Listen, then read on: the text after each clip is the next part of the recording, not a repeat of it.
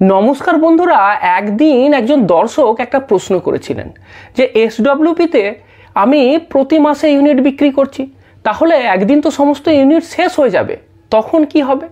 খুবই সঙ্গত প্রশ্ন। তো আজকের এই ভিডিওতে এই নিয়েই বিস্তারিতভাবে আলোচনা করব।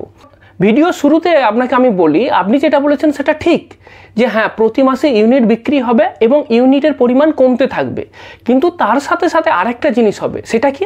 সেটা হচ্ছে যে প্রতি ইউনিটের ভ্যালু বা যেটাকে বলা হয় এনএভি, সেটাও কিন্তু কন্টিনিউয়াসলি বাড়তে থাকবে।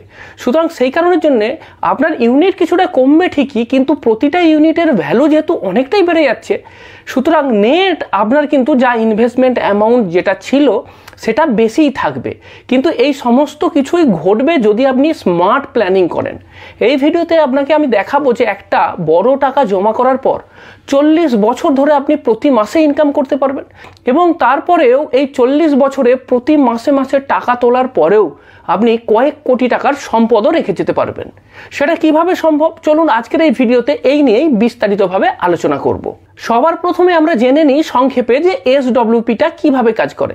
দেখুন, এই এসডব্লিউপি নিয়ে অনেক ভিডিও আমি ডিটেলে বানিয়েছি, সুতরাং এই ভিডিওতে ডিটেলেতে বলবো না, জাস্ট সংক্ষেপে বলে দিই কি হয়। এসডব্লিউপিতে কি হয় জানেন তো, যে আপনার একটু যদি বাল্ক টাকা থাকে বা মোটা টাকা থাকে, তাহলে আপনি কোনো মিউচুয়াল ফান্ডের ইউনিট কিনে নেবেন, মানে এককালীন কোনো টাকা দিয়ে মিউচুয়াল ফান্ডের ইউনিট কিনে নিলেন। তারপর কিছুদিন পর থেকে, প্রেফারেবলি 1 বছরের পর থেকে আপনি সেই ইউনিটগুলো অল্প অল্প করে বিক্রি করে সেইখান থেকে প্রতি মাসে টাকা পেতে থাকবেন।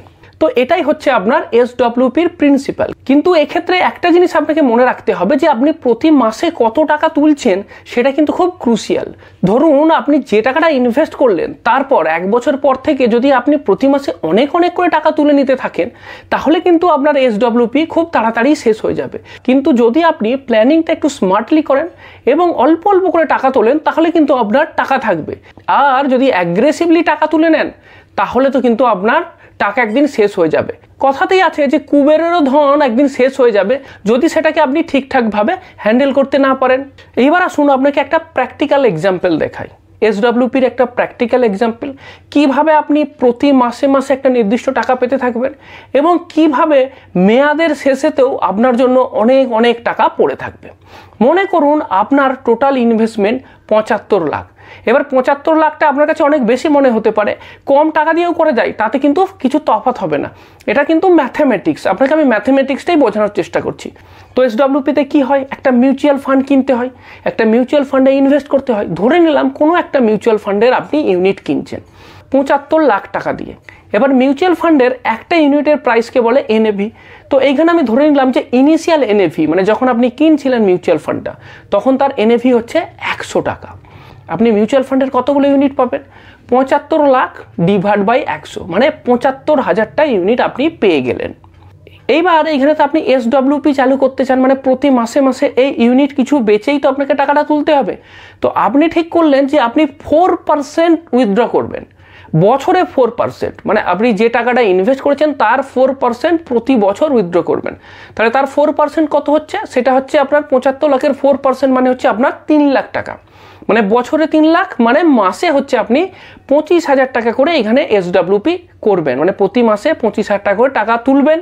আর একটা জিনিস আমি ধরে নিলাম, সেটা হচ্ছে যে আপনি যে মিউচুয়াল ফান্ডেতে ইনভেস্ট করেছেন, সেই মিউচুয়াল ফান্ডের ইউনিটের এনএভিও তো বাড়বে সময়ের সাথে সাথে।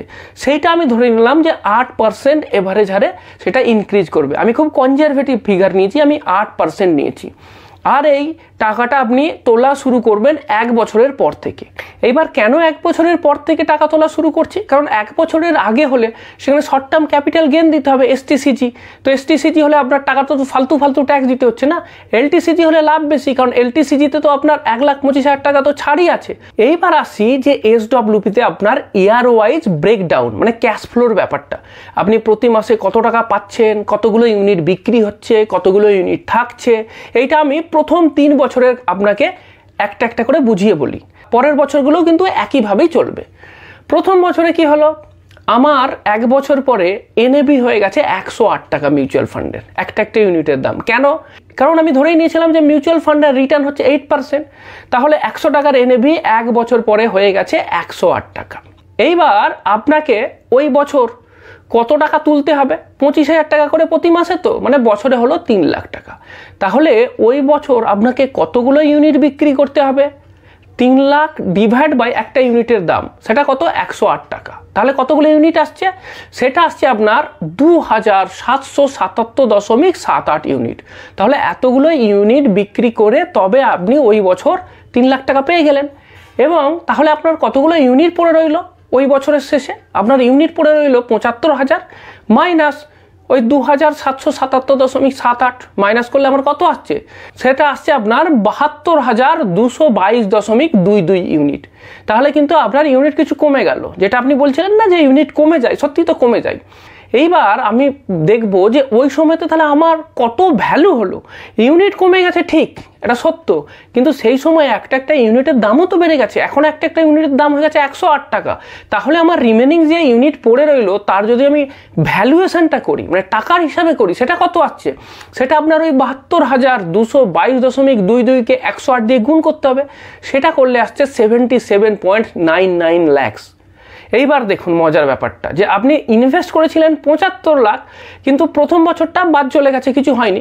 দ্বিতীয় বছরের শেষে আপনি 3 লাখ টাকা তোলার পরেতেও আপনার 77.99 lakhs রুপিস থেকে গেছে। এর পরের বছর কি হচ্ছে দেখুন। পরের বছরে কি হলো? আপনার এনএভি আরও বেড়ে গেছে, কারণ মিউচুয়াল ফান্ডের আমি বলেছি 8% করে রিটার্ন বাড়ছে। তাহলে এই বছর মিউচুয়াল ফান্ডের এনএভি কত হয়ে গেছে?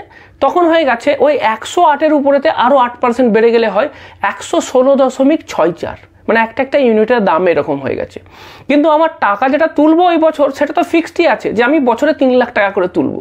তাহলে এইবার আমাকে কতগুলো ইউনিট বিক্রি করতে হবে? দেখুন এবার কিন্তু আমার ইউনিট বিক্রির সংখ্যা কমে গেছে। কেন কমে গেছে? কারণ আমার একটা একটা ইউনিটের দাম বেড়ে গেছে। তাহলে আমাকে কতগুলো ইউনিট বিক্রি করতে হচ্ছে এখন? 3 লাখ ডিভাইড বাই 116.64, সেটা কত আসছে? 2572.03 ইউনিট। তাহলে ওই বছরের শেষে আমার কতগুলো ইউনিট আর পড়ে থাকবে? আগেই তো ছিল 72,222.22, সেইখান থেকে আরও 2572.03 মাইনাস করে দিলাম। তাহলে সেটা কত এলো? সেটা আসছে 69,650.19। এইবার এই ইউনিটগুলোর যদি আমি ভ্যালুয়েশন করি তখন কত আসবে? এই ইউনিটকেই জাস্ট 116.64 দিয়ে গুণ করে দিতে হবে। তাহলে তার ভ্যালু আসছে 81.22 lakhs। দেখুন আপনার টাকা কিন্তু বেড়ে যাচ্ছে, ইউনিট যদিও কমে গেছে, কিন্তু পার ইউনিট প্রাইস বাড়ার জন্য আপনার ভ্যালুয়েশন কিন্তু বেড়ে যাচ্ছে। এরপর তারপরের বছরের ক্যালকুলেশনটাও বুঝিয়ে দিই। তারপরের বছর কি হচ্ছে, যে আপনার আরও 8% বেড়ে যাবার জন্য এখন এনএভি হয়ে গেছে 125.97, এবং এই সময় 3 লাখ টাকা পেতে আপনাকে আরও কম ইউনিট বিক্রি করতে হবে। এখন আপনাকে মাত্র বিক্রি করতে হবে 2381.36 ইউনিট। ক্যালকুলেশনটা কিভাবে হলো সেটা বুঝতেই পেরেছেন। 3 লাখকে ওর ইউনিট প্রাইস বা এনএভি দিয়ে ভাগ করলেই বেরিয়ে গেল। এবার কতগুলো রিমেনিং ইউনিট থাকবে? আগের থেকে যেটা ইউনিট ছিল সেখান থেকে আরও এটা মাইনাস করে দিলাম, সেটা কত আসছে? 67,268.83, এবং তার ভ্যালুয়েশন আসছে 84.76 lakhs। দেখুন 3 বছর পরেতে আপনি 9 লাখ টাকা তুলে ফেলেছেন, তারপরেও দেখা যাচ্ছে আপনার যে ক্যাপিটাল থেকে যাচ্ছে সেটা কত? 84.76 lakhs। তো আপনার ক্যাপিটাল কিন্তু আস্তে আস্তে বেড়েই চলেছে, যদিও আপনি টাকা তুলছেন। তো এইভাবে ক্যালকুলেশনটা আমি 10 বছর পর্যন্ত এক্সেল শিটেতে দেখিয়েছি। তারপরে আরও করা যায়, আমি তো 40 বছর পর্যন্ত করতে পারি, কিন্তু অনেক টাইম কনজিউমিং ব্যাপার, সেই কারণের জন্য আমি করলাম না। আমি দেখতে পেলাম কি যে 10 বছর পরেও দেখা যাচ্ছে যে আপনি সমস্ত টাকা তুলে নেবার পরেতে আপনার যেটা ক্যাপিটাল, ইউনিট যদিও কম, ইউনিট আপনার কত হয়ে গেছে? তখন আপনার রিমেনিং ইউনিট আছে 54,869.756, কিন্তু তার ভ্যালুয়েশন হয়ে গেছে 1,18,00,000 টাকার মতো।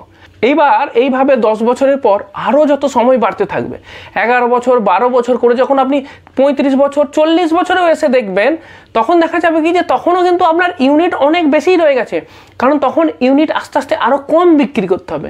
ক্যালকুলেশন করে দেখা যাচ্ছে যে 40 বছর পরেও আপনার কাছে থেকে যাবে প্রায় 8,50,00,000 টাকা। সুতরাং বুঝতে পারছেন যে আপনার যেটা ভয় ছিল সেটা ঠিক, যে আপনার ইউনিট কমে যাচ্ছে, কিন্তু পরের দিকে ইউনিট খুব কম কমবে। শুরুর দিকে যেখানেতে 2000 ইউনিট বিক্রি করতে হতো 3 লাখ টাকা পাওয়ার জন্য, পরের দিকেই সেটা দেখা যাবে 200 ইউনিটে বিক্রি করে হয়ে যাবে। পরে দেখা যাবে আরও কম 100 ইউনিট বিক্রি করেই আপনার 3 লাখ টাকা এসে গেল, এবং ওই ইউনিটের সেই সময়তে ভ্যালু হয়ে গেল 8.5 কোটি টাকা। এইবার আপনাকে এই যে ক্যালকুলেশনটা দেখালাম, সেইখানে আমি কি ধরেছিলাম? আপনার উইথড্রয়াল রেট যেটা, সেটা হচ্ছে 4%। এখানেই আসল সূত্রটা লুকিয়ে আছে যে আপনি কত টাকা তুলবেন। বেশি তুলে ফেললে কিন্তু টাকা শেষ হয়ে যাবে। 4% আমি উইথড্র করেছি, মানে মাসে 25,000 টাকা করে তুলেছি। সেই কারণের জন্যই 40 বছর পরেও আমার কাছে 8.5 কোটি টাকা থেকে গেছে। এইবার এইটাই যদি আমি 6% হারে উইথড্র করতাম, মানে আমি যদি প্রতি মাসে 37,500 করে তুলতাম, তাহলে আমার বছরে প্রায় 4.5 লাখ টাকা তুলতে হতো। তখন কিন্তু 40 বছর পরে আপনার ফাইনাল যে কর্পাস থাকতো তার ভ্যালু কিন্তু ওর অর্ধেক হয়ে যেত। সেটা কত থাকতো? 4.63 crore। তবুও ঠিক আছে, চলে যাবে। কিন্তু যদি আপনি 8% করে টাকা তুলে নেন, মানে মাসে 50,000 টাকা করে আপনি তুলতে থাকছেন, তখন আপনার বছরে 6 লাখ টাকা উঠে যাবে। তখন কিন্তু দেখা যাবে যে আপনার 40 বছর পরে আপনার টাকার কিন্তু বেশি বেঁচে নেই। সেই 75 লাখ যেটা শুরু করেছিলেন প্রায় সেই টাকাটাই আছে। এবং এর থেকেও যদি আপনি বেশি টাকা SWP করে নেন, মানে ধরুন আপনি 10% তুলে নিলেন, তাহলে কিন্তু আপনার টাকা শেষ হতে থাকবে। তখন তো আর কিছু বাঁচবেই না, বরং আস্তে আস্তে কমতে থাকবে। একটা সময় আপনি নিঃস্ব হয়ে যাবেন। তো আপনার যেটা ভয় ছিল যে একটা সময় তো সব শেষ হয়ে যাবে, সেটা তখনই হবে যখন আপনি বেশি বেশি করে টাকা তুলে নেবেন। যদি আপনি সেফ উইথড্রয়ালের যে ফর্মুলা সেটাকে ফলো করেন, মানে 4 to 6% যদি আপনি উইথড্র করেন বছরে, তাহলে কিন্তু এই ঘটনা ঘটবে না। এইবার মনে করুন আমার কথা শুনে আপনি এইটাই ফলো করবেন যে SWPতে আমি 4%ই উইথড্র করব, সেফ উইথড্রয়াল রেট। কিন্তু তারপরে তো SWPতে কিন্তু কিছু রিস্ক থেকে যেতে পারে, তার আগেও কিন্তু আপনার সমস্যা হতে পারে। তো সেই রিস্কগুলো কি কি এবং সেই রিস্কগুলোকে কিভাবে আমি হ্যান্ডেল করব, কিভাবে প্রিভেন্ট করব, এরপরে এই নিয়েই আলোচনা করব। প্রথম যেটা রিস্ক সেটা হচ্ছে মার্কেট ভোলাটিলিটি। দেখুন, আপনি তো ইনভেস্ট করেছেন মিউচুয়াল ফান্ডে, তো মিউচুয়াল ফান্ডে যদি ইনভেস্ট করেন তাহলে তো মার্কেট রিস্ক থাকছেই। যে কোনো সময় মিউচুয়াল ফান্ডের NAV কমতে বা বাড়তে পারে। সমস্যা হবে তখনই যখন ইনিশিয়াল ইয়ার্সগুলোতে, মানে শুরুর দিকগুলোতে যদি আপনার লস হয়, কারণ সেই সময়তেই তো আপনার ম্যাক্সিমাম ইউনিট বিক্রি করতে হবে না, কারণ তখন তো ইউনিটের ভ্যালু বেশি বাড়েনি। তো বাড়া তো দূরের কথা, সেই সময় যদি ইউনিটের ভ্যালু কমতে থাকে তাহলে তো আপনার প্রচুর ইউনিট প্রথমের দিকেই বিক্রি হয়ে যাবে, সেটা তো লস। তো সেই কারণের জন্যই প্রথমের দিকে যদি মার্কেট ভোলাটিলিটি বেশি থাকে বা প্রথমের দিকে যদি ইউনিটের ভ্যালু বাড়ার জায়গায় কমে যায়, তাহলে কিন্তু সমস্যা আছে। তো সেই সময় কিন্তু আপনার পার্মানেন্ট ক্যাপিটাল লস হয়ে যাবে না, সেটা আপনাকে বুঝতে হবে। তো সেই কারণের জন্যই সেইটা জিনিসটা কিন্তু খুব মাথাতে রাখতে হবে যে ইনিশিয়াল সময়েতে যেন মার্কেট ডাউন না হয়ে যায়। আর যদি সত্যি মার্কেট ডাউন হয়ে যায় তাহলে SWPকে আমাকে পজ করে দিতে হবে, মানে আমার টাকা তোলাটা বন্ধ করে দিতে হবে। আমাকে ইনস্ট্রাকশন দিতে হবে যে না, এখন টাকা আমি তুলবো না, আমি আরও 2 বছর পরে স্টার্ট করব টাকা তোলা। 2 নম্বর যেটা, সেটাকে বলা হয় NAV ইউনিট ইনভার্স এফেক্ট। দেখুন, NAV তো বাড়ছিল, সময়ের সাথে সাথে তো বাড়ছিল। অ্যাটলিস্ট আমি যেটা আপনাকে শো করলাম 8% রিটার্ন হারে, সেটা তো কন্টিনিউয়াসলি বেড়েই চলেছে। কিন্তু বাস্তবে কি সবসময় এটা হয়? কখনো কখনো এমন হতেই পারে যে NAV বেড়ে গিয়ে হাই হয়ে গিয়েছিল, তারপরে মার্কেট ক্র্যাশ হয়ে গিয়ে NAV আবার ডাউন হয়ে গেছে। এরকম ঘটনা তো ঘটে স্টক মার্কেটেতে। বিশেষ করে আপনার মিউচুয়াল ফান্ডে যদি ইকুইটিতে ইনভেস্ট হয় তাহলে তো আরও বেশি হওয়ার সম্ভাবনা থাকে। তো এই NAV ইনভার্স এফেক্ট যেই সময় ঘটবে, সেই সময়তে কিন্তু আপনার ওই ক্যাপিটাল জোগানোর জন্য বেশি বেশি ইউনিট বিক্রি হবে, সেইটা কিন্তু আপনার জন্য একটা রিস্ক। 3 নম্বর, রিটার্ন যেটা আমি অ্যাজামশন করেছিলাম সেটা তো ঠিক নাও হতে পারে। আমি তো রিটার্ন অ্যাজামশন করেছি যে 8% রিটার্ন দেবে, কিন্তু বাস্তবে দেখা গেল যে আমার মাত্র 4-5% রিটার্ন দিল। তাহলে ওই 4-5% যদি রিটার্ন দেয়, তখন তো আমি আর 4% উইথড্রও করতে পারবো না। আমি 4% উইথড্র করছি এই ভেবে যে আমাকে 8% রিটার্ন দেবে, কিন্তু অ্যাকচুয়াল রিটার্নই যদি 5-6% হয়, তখন তো আমার রিটার্ন এক্সপেকটেশনটা যেহেতু কমে গেল, তখন আমার উইথড্রয়ালের রেটটাও তো কমাতে হবে, নাহলে কিন্তু আমার টাকা তাড়াতাড়ি শেষ হয়ে যাবে। এরপরের যে পয়েন্ট সেটা হচ্ছে ট্যাক্স ইমপ্লিকেশন। এটাও খুব ইম্পর্টেন্ট, কারণ দেখুন মিউচুয়াল ফান্ডে SWP করার সময়তে আপনি শুরুর দিকেতে দেখা যাচ্ছে যে আপনার NAV কম ছিল, পরের দিকে দেখা যাচ্ছে যে NAV প্রচুর বেড়ে গেছে। মানে কি, আপনার কেনা প্রাইস কম, বিক্রির প্রাইস বেশি, মানে ম্যাক্সিমাম যেটা প্রফিট সেটা তো আপনার গেনই। এইবার বছরে তো আমার 1,25,000 টাকা গেন, যেটা সেটা ট্যাক্স ফ্রি। বাকিটার জন্য তো আমাকে ট্যাক্স দিতে হবে। তো সেই কারণের জন্য আপনার আয়ের অনেকটা অংশ ট্যাক্সে চলে যেতে পারে, সেটাও কিন্তু আপনার একটা রিস্ক। এইবার রিস্কের কথাগুলো তো হলো, তো এই রিস্কটাকে মিটিগেট করব কি করে, এটাকে হ্যান্ডেল করব কি করে, তার কি কি উপায় আছে সেটা তো বলুন। দেখুন, প্রথম যে পয়েন্ট আমি আপনাকে বলবো সেটা কি, যে একটা বাফার করে রাখুন, সেফটি রিজার্ভ। 2-3 বছরের জন্য, মানে ইনিশিয়াল 2-3 বছরের টাকাটা না আপনি এমন ধরনের মিউচুয়াল ফান্ডে SWP করুন যেটা কিনা একদমই লিকুইড ফান্ডেতে, মানে যেখানেতে টাকা কমে যাওয়ার ভয় নেই, ভলাটিলিটি নেই। সেটা লিকুইড ফান্ড হতে পারে, আল্ট্রা শর্ট ডিউরেশন ফান্ড হতে পারে, পুরো ডেট ক্যাটাগরির ফান্ড, যেখানেতে কিনা আপনার এনএভিটা ফ্ল্যাকচুয়েট হওয়ার সম্ভাবনা কম। সো প্রথম 2-3 বছরের টাকা এই ধরনের ডেট ফান্ডেতে এসডব্লিউপি করুন। অথবা এরকমও করতে পারেন, ডেট ফান্ডে নাও করতে পারেন, কোনো অসুবিধে নেই, এমআইএস করে নিন পোস্ট অফিসে, বা সিনিয়র সিটিজেন হলে সিনিয়র সিটিজেন সেভিংস স্কিমে রাখুন। তো এইগুলো তো সেফ অপশান, এখানে তো আপনার ওই রিটার্নটা ফ্ল্যাকচুয়েট করবে না, এটা তো ফিক্স দেবেই।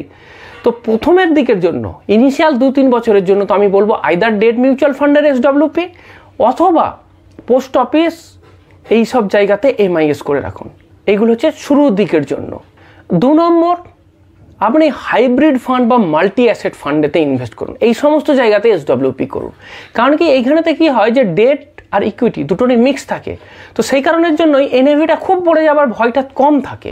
কারণ ডেটেতে কি হয় যে ডেটেতে আপনাকে এই প্রোটেকশনটা দেয়, তাড়াতাড়ি ফল করতে দেয় না, আবার ইকুইটিটা গ্রোথ দিয়ে দেয়। তো এই দুটোর মিক্স হিসাবে হাইব্রিড ফান্ডেতে আপনি এসডব্লিউপি করতে পারেন। 3 নম্বর যেটা, সেটা খুব গুরুত্বপূর্ণ, যে এসডব্লিউপিটাকেও কিন্তু অ্যাডজাস্টমেন্ট করতে হবে, ডিনামিক হতে হবে। প্রতি বছরই 3 লাখ টাকা তুলবো, এটা করলে কিন্তু হবে না। যদি দেখি যে মার্কেট ভালো আছে, রিটার্ন ভালো দিয়েছে, 3 লাখের জায়গায় 6 লাখও করে দিতে পারি। আবার যদি দেখি যে মার্কেট ক্র্যাশ করে গেছে, রিটার্ন খারাপ দেবে বা এনএভি কমে গেছে, স্টপ, পজ, এখন এসডব্লিউপি থেকে টাকা তুলবই না। এখন আমি কোত্থেকে টাকা তুলবো? যেগুলো আমার ফিক্সড রিটার্ন ইনস্ট্রুমেন্ট আছে সেইখান থেকে টাকা তুলবো বা সেই টাকা দিয়ে কাজ চালাবো। এখন এইখানে বিক্রি করবোই না, কারণ এখানে এখন বিক্রি করে দেয় মানে আমি কি সিড ক্যাপিটাল যেটা সেটাকে খেয়ে ফেলছি। মানে আমি আশা করেছিলাম যে হাঁস বা মুরগি ডিম পারবে এবং সেই ডিমটা খাবো, এখানে কি দেখা যাচ্ছে যে হাঁস মুরগি ডিম পারছে না বলে আমি হাঁস মুরগিটাকে কেটেই খেয়ে ফেললাম, এটা সেরকম ব্যাপার হয়ে যাবে। তো সেটা তো কখনোই করা যাবে না। এরপরে যেটা করতে হবে সেটা হচ্ছে অ্যানুয়াল রিব্যালেন্সিং। প্রতি বছরের শেষে না আমাকে দেখতে হবে যে কতগুলো ইউনিট পড়ে আছে, এখন এনএভি কত আছে, কত টাকা ওই বছর রিটার্ন পেলাম আর কত টাকা তুললাম, রিটার্নটা কম এলো তুলে নিলাম বেশি, এমন তো হচ্ছে না। সেইগুলো দেখতে হবে, কতগুলো ইউনিট পড়ে আছে, সমস্ত কিছু কিন্তু আমাকে খুঁটিয়ে খুঁটিয়ে দেখতে হবে। আর ট্যাক্সের প্রবলেম যেটা বলছিলাম, যে ক্যাপিটাল গেন ট্যাক্স দিয়ে দিতে হবে, তার জন্য একটা সমাধান আছে, সেটাকে বলা হয় ট্যাক্স হারভেস্টিং। ট্যাক্স হারভেস্টিং নিয়ে একটা ভিডিও অলরেডি বানানো আছে আমার চ্যানেলেতে। আপনি যদি এই ভিডিওটা না দেখে থাকেন, আপনাকে আমি স্ট্রংলি রেকমেন্ড করবো যে ট্যাক্স হারভেস্টিং নিয়ে এই ভিডিওটা কিন্তু আমার ভিডিওর শেষে এন্ড স্ক্রিনেতে দিয়ে দিচ্ছি, এটা কিন্তু আপনি অবশ্যই দেখে নেবেন। আর একটা যেটা করা যেতে পারে সেটা হচ্ছে ডাইভার্সিফাই। মানে মিউচুয়াল ফান্ডে যেমন এসআইপি অনেকগুলো ফান্ডে করি, তাহলে এসডব্লিউপির ক্ষেত্রেই বা অনেকগুলো ফান্ডে করবো না কেন? এখানে তো আমি স্ট্র্যাটেজি নিয়ে নেবো, বিভিন্ন জায়গাতে ইনভেস্ট করব। কিছু করবো ইকুইটি এসডব্লিউপি, যেটা কিনা লং টার্মের জন্য, ডেট এসডব্লিউপি করবো, যেটা কিনা ইমিডিয়েট রিকোয়ারমেন্ট আছে, 1-2 বছরের মধ্যে টাকা তোলা যাবে, সেখানে ডেটে করব। হাইব্রিড মিউচুয়াল ফান্ডের এসডব্লিউপি করবো, যেখানে একটা ব্যালেন্সড অ্যাপ্রোচ থাকবে। তো এই 3 ধরনের এসডব্লিউপিও আমি চালু করতে পারি। তো এইভাবে যদি আপনি প্ল্যান করেন, তাহলে কিন্তু আপনি আপনার যে টাকাটা আছে সেই টাকাটা থেকেই প্রতি মাসেও টাকা তুলতে পারবেন, এবং সব শেষেতে আপনি অনেক টাকা রেখেও যেতে পারবেন আপনার ফ্যামিলির জন্য।